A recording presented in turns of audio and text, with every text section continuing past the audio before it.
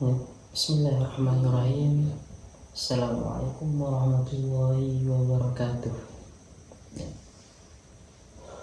Innal hamdalillahi nahmaduhu wa nasta'inuhu wa nastaghfiruh wa na'udzu billahi min shururi anfusina wa min sayyiati a'malina. Man yahdihillahu fala mudilla lahu wa man yudlil fala hadiya lahu. Asyhadu an la ilaha illallah wahdahu la syarika lahu wa asyhadu anna Muhammadan 'abduhu wa rasuluh. La nabiyya wa la rasulah ba'da, amma ba'du. Ya, baiklah, perkenalkan, nama saya Muhammad Zainul Mutakin. Ya, mahasiswa UIN Mataram, prodi PBA, Pendidikan Bahasa Arab. NIM saya 240102098. Nah, kali ini untuk pertemuan ini saya akan menjelaskan tentang induk akhlak Islami, keseimbangan hidup. Baiklah, kita akan masuk ke pembahasan yang pertama, yaitu induk akhlak Islami, keseimbangan hidup. Secara umum, akhlak itu ada dua, yaitu akhlak baik dan akhlak buruk.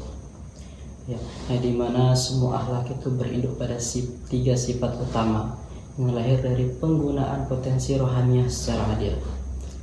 Kemudian mana sih tiga sifat yang utama atau tiga pilar akhlak yang mulia? Yang pertama itu adalah hikmah atau kebijaksanaan, yang dimana hikmah atau kebijaksanaan ini lahir atau muncul dari penggunaan akal yang adil. Kemudian yang kedua itu adalah syaja'ah atau sifat keberanian, yang dimana sifat syaja'ah atau keberanian ini akan lahir atau muncul ya dari pengandalian amanah secara adil.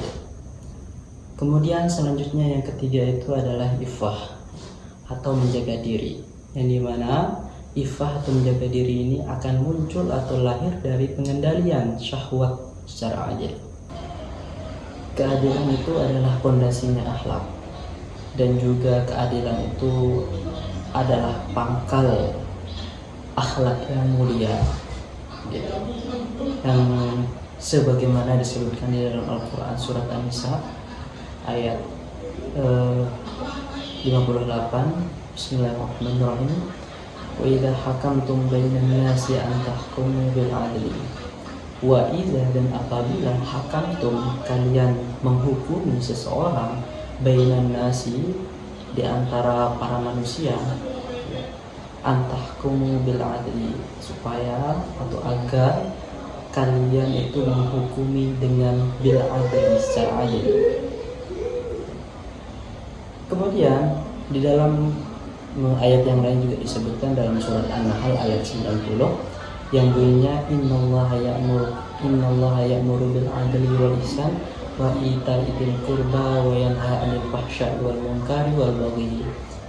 Innallaha, sesungguhnya Allah Subhanahu wa taala, ya'muru, memerintahkan, bil adli, untuk berbuat adil, wal ihsan, dan berbuat baik, wa ita'i dzil qurba, dan selalu menolong, membantu ya kerabat-kerabat, wa yanha 'anil fahsya, dan melarang orang untuk berbuat al-fahsya, suatu perbuatan keji, wal munkar, dan perbuatan yang munkar, wal baghi, dan perbuatan yang bisa membuat orang bermusuhan, gitu.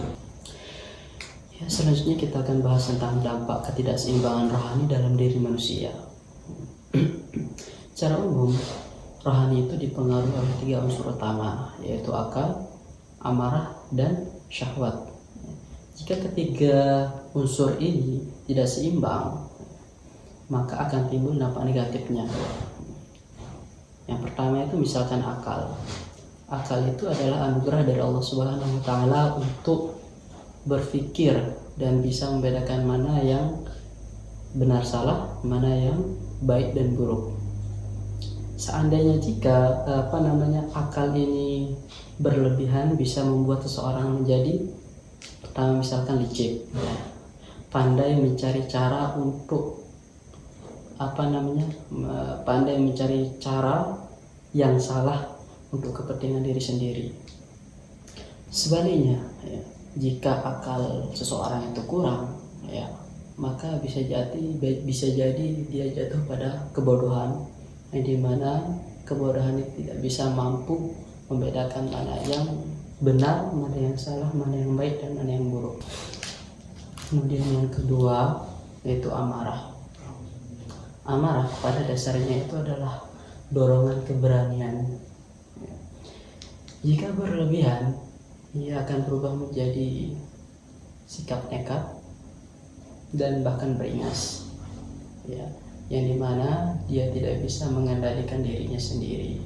Begitu juga sebaliknya, seandainya sifat amarah ini kurang, seseorang akan menjadi pengecut dan tidak berani untuk membela kebenaran, untuk memperjuangkan kebenaran.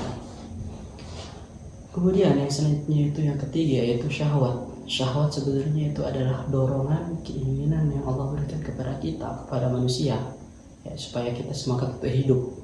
Begitu. Seandainya syahwat ini berlebihan, maka ia akan menjadikan seseorang itu rakus dan tamak. Akan tetapi sebaliknya juga, seandainya syahwat itu kurang, justru membuat seseorang menjadi lemah, ya, membuat seorang itu menjadi kurang semangat, gitu, lemah semangat, tidak punya motivasi untuk berusaha, atau bahkan tidak punya motivasi untuk hidup. Ya.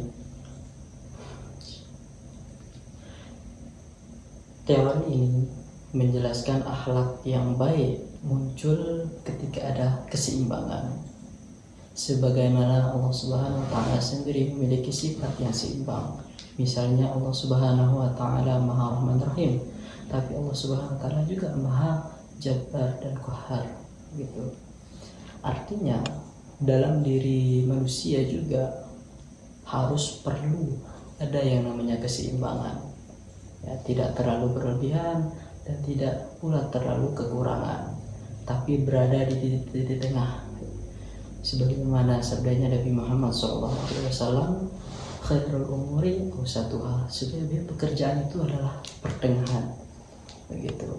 Namun di dalam teori ini juga memiliki keterbatasan. Tidak semua akhlak bisa diletakkan di tengah-tengah, begitu. Misalkan jujur lawannya hanya dusta. Jadi tidak ada pertengahan dari yang namanya kejujuran. Tidak setengah-setengah kejujuran itu, tapi harus sepenuhnya, tidak dengan yang lain, gitu. Kemudian misalkan contohnya yang kedua, adil. Adil itu lawanannya hanya zalim, gitu. Yang dimana adil tidak bisa diletakkan setengah-setengah. Nggak ada setengah-setengah yang namanya adil, gitu. Secara umum, teori pertengahan ini tetap sejalan dengan konsep Al-Quran yang menekankan keadilan dan keseimbangan dalam berbagai aspek kehidupan, baik dalam hubungan dengan Allah Subhanahu wa Ta'ala maupun dengan sesama makhluk. Dengan demikian, kita bisa memahami bahwa sebagian akhlak menuntut keseimbangan, dan sementara sebagian yang lainnya bersifat mutlak atau harus dilakukan sepenuhnya tanpa ada kompromi. Mungkin hanya itu saja ya dari saya. Sekian. Assalamualaikum warahmatullahi wabarakatuh.